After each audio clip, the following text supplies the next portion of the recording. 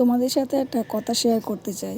বলে নিজের লোকেদের সাথে কথা শেয়ার করলে নাকি মন হালকা হয়। তা তোমরা তো আমার খুবই প্রিয়জন। কদিন আগে একটা ভিডিওতে বলেছিলাম যে সমস্যার মধ্যে আছি বলে ঠিক মতন ভিডিও করতে পারছি না। সমস্যাটা হলো এই যে বোনের মেয়েটার 12 বছর বয়স, তার তিনটে অপারেশন হয়েছে একসাথে।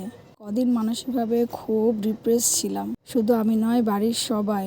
আমি হসপিটালের কোনো ভিডিও করতে চাইনি, কারণ ওটা আমার দ্বিধাবোধ হচ্ছিল। কিন্তু ওটি ঢোকার আগে বোনের মেয়ে তার মাকে বলল যে মা, তুমি আমার কটা ভিডিও ছবি তুলে রাখো। তাই ওর মা এই ছবিগুলো তুলে রেখেছিল।